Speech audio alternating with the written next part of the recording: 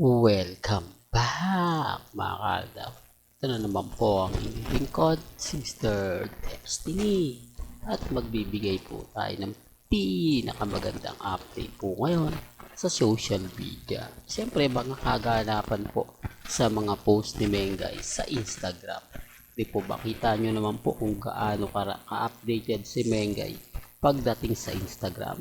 Mas inuuna niya pang i-post yung mga kaibigan niya kesa daw po sa karelasyon niya.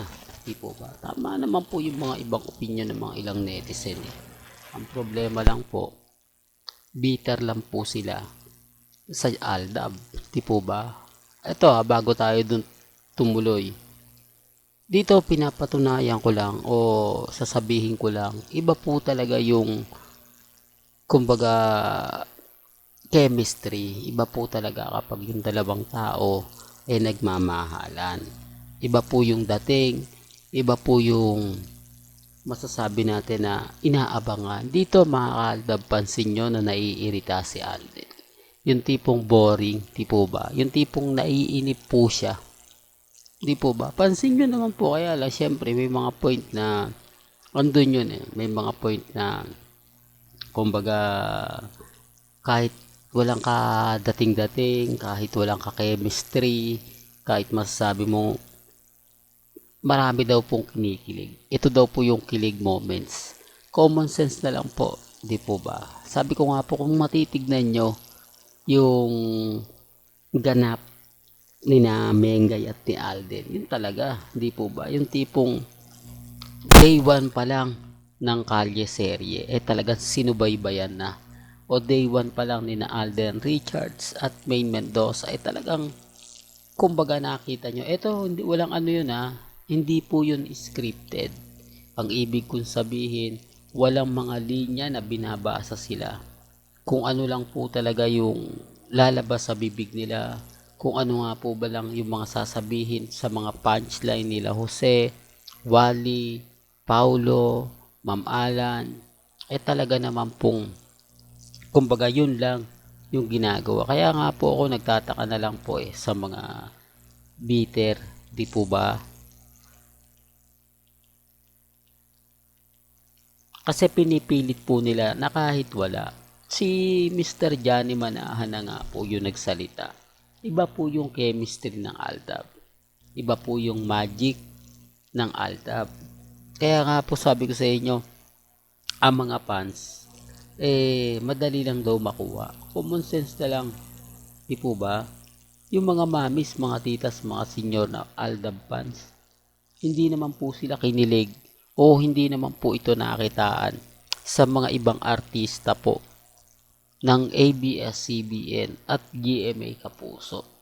Hindi po ba? At wag po kayong maniniwala ng mga sinasabi nila na hindi daw po binayaran ng ABS-CBN ng tape para lang po kumbaga mawala ang Aldab. Hindi po, kumbaga binayaran po ng napakalaki. Kaya nga po kapag sinasabi kong maraming artista ang napabag o maraming love team at mga artista na pasikat pa lang na pinabagsak ng Aldab. Totoo yan.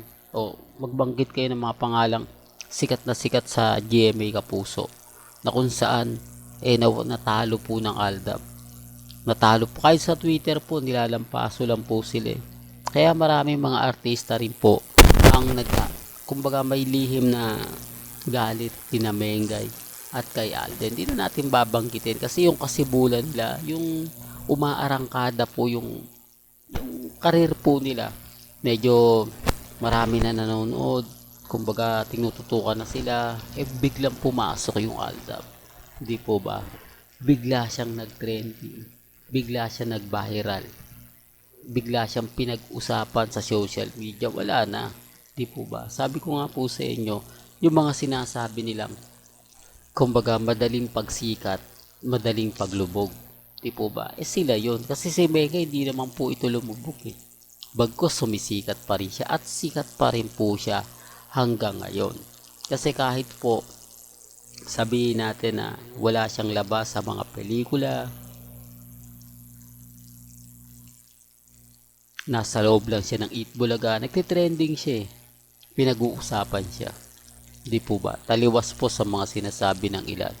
Taliwas po sa mga sinasabi ng mga taong kumbaga galit na galit, inis na inis sa channel ni Mr. Destiny. Di po ba? Real to kaya mga kaaldab. Kaya nga po kapag tayo nagbibigay ng update katulad po nito na sinasabi ko nga po sa inyo na wala naman po talagang chemistry, nagagalit po sila. Pero kung titignan nyo naman po at susuriin, iba naman po talaga yung galawan. Si Alden kapag kasama si Mengay, hyper na hyper po siya. Talagang makikita mo yung energetic. Kaya nga po nagustuhan na ang Aldab na mga mamis, di po ba? Kasi pagka pumasok na sila, talagang binibigay po nila yung gusto ng mga manonood. Kaya nga ang daming question, ganito, ganyan. Di po ba? Mapapansin, madali nyo naman pong makita yan. Madali nyo naman pong malaman. Di po ba? Real to kaya mga kaaldab. Kaya nga sabi ko sa inyo, eto, papalapit na nga po ang shooting ng Hello Love Again nila Alden at ni Catherine. Marami ng kumbaga naglalabasan. Pero makikita nyo naman po kung gaano kadesperado yung mga yung mga Katden fans, di po ba? Puro post sila, ang dami nilang post na keso ganito. Wala naman pong update sina Alden at si Catherine sa isa't isa. Ibig kong sabihin, hindi nga po na may mention ni Catherine si Alden. Ganun din naman po si Alden Richards. Kasi ang balita alam po at si Nelson Canlas lang naman po yung nagsasabi. Di po ba? Kaya sabi ko sa inyo, relax lang po kayo. Ano man po yung mangyari, ano man po yung maganap, diba? Marami pa rin nagsasabi ng ganito. Marami pa rin nagsasabi ng ganon. Kaya nga po si Mr. Destiny, patuloy po tayo nag-update para lang po sa kaalaman ng lahat. Although talagang may kissing scene. Dito, hindi mawawala yan. Po ba? Maging daring man siya o hindi, talaga naman pong gagawin po talaga nila yan. Kasi nasa pelikula na talaga yan. Nasa script na yan mga bagay na ganyan. Kaya hindi nila po pwedeng sabihin na maraming kikiligin. Maraming, baka yung mga iba lang. Di po ba? Yung mga Katden lang po kinikilig. Real talk yan. Kaya nga sabi ko sa inyo, kawawa naman po yung nag-effort. O, kumbaga, ako sa totoo lang po, yung nag-effort ng nagpa-print gumawa ng cup ni hindi nga po binati ni Catherine Kaya nga po malaking insulto. Di po ba? Gasino ka lang i-mention. Total binati niya naman lahat ng mga fans nila. Di po ba? Timbay, cupcakes. Yung gasino lang po yung batiin yung Katden fans. Siyempre yung admin ng Katden fans, alam nyo na yan. Matutuwa yan dahil nabati sila. Pero hindi Di po ba? Buti pa yung Aldab kahit papaano nagparamdam si Maine.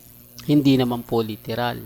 Po ba? Pasensya na po kayo kung bakit ko to paulit-ulit na sinasabi para isampal po sa mga taong hindi po nakapanood nung in-update natin. Para isampal po sa mga taong kumbaga sinasabing wala ng Aldab. Pero kahit papaano nabati kami. Doon pa lang masaya na po kami. Alam naman po namin na hindi talaga po pwede na kumbaga banggitin. Di po ba? Alam nyo naman po na may kontrata si Alden. Alam nyo naman po na nasa kabilang istasyon si Maine. Talagang hindi po pwede. Di po ba? Malay nyo, sabi ko nga po, itong 2025, malaking pagbabago. Halos tinatapos na nga po ni Alden yung kontrata niya sa GMA Kapuso. Di po ba? Yung paggawa ng pelikula, tapos isang teleserye, pagkatapos nito wala na, di po ba? Sabi nga ni Alden, nami-miss niya na raw po yung mag-live streaming, di po ba? Siyempre po focus na lang siya sa pagiging producer. Although hindi siya mawawala sa noontime show kung sakasakaling pagbigyan niya ang hiling ng ng Eat Bulaga, di po ba? Well, bilog ang mundo. Well, hanggang dito na lang po ang ating latest updates. Kaya kung gusto nyo pa po ng pinaka-latest at sariwang update, abay tumutok lang po kayo dito po sa channel ni Mr. Destiny para updated po kayo sa mga latest at sa mga bagong video po na ilalabas po natin. Kaya kung bago ka lang sa channel na to at isa kang true-blooded Aldab Nation na nagmamahal kina Mengay at Isoy, tama po ang channel na pinuntahan mo, kaya consider na po kitang bagong subscriber. At huwag mo kalimutang i-share ang mga video po natin sa mga mami, sa mga titas, at sa mga senyor. Hanggang sa muli, salamat po sa panonood at pakikinig.